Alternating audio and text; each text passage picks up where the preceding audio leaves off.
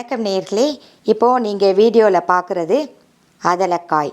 இது நம் தமிழ்நாட்டில் தென் மாவட்டங்களில் மழைக்காலத்தில் மட்டும் காணப்படக்கூடிய ஒரு கொடியிலிருந்து கிடைக்கக்கூடிய காய். இது பாவக்காய் இனத்தை சேர்ந்தது. இந்த காய் கசப்பாக இருக்கும். இதுக்குள்ளே வெள்ளை கலரில் விதைகள் இருக்கும். அது உருண்டையாக இருக்கும். இது தென் தமிழகத்தில் கண்மாய் கரைகள், வேலி ஓரங்கள், தரிசு நிலங்களில் தானாக வளர்ந்து காணப்படக்கூடிய ஒரு கொடியிலிருந்து கிடைக்கும்.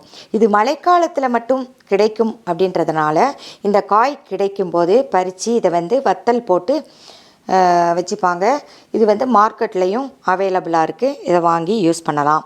இந்த காய் முக்கியமாக நீரிழிவு நோயை கட்டுப்படுத்துங்க.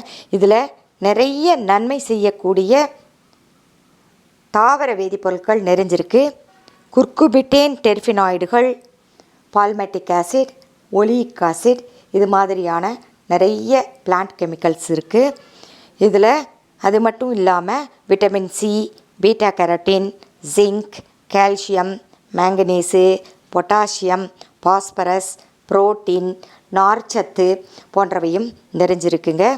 இது நோய் எதிர்ப்பு சக்தியை அதிகரிக்க செய்யும். இதுக்கு கொழுப்பை குறைக்கும் பண்பு இருக்கிறதுனால கெட்ட கொழுப்பை குறைக்கும். ஹெப்படோ ப்ரொடெக்டிவ் பண்பு இருக்கிறதுனால இது கல்லீரலை பாதுகாக்கும். கார்டியோ ப்ரொடெக்டிவ் பண்பு இருக்கிறதுனால இது இருதயத்தை பாதுகாக்கும். இது மெயினாக நீரிழிவு நோய் இருக்கிறவங்களுடைய அதிகளவு இரத்த சர்க்கரையின் அளவை இது கண்ட்ரோலுக்கு கொண்டு வருங்க.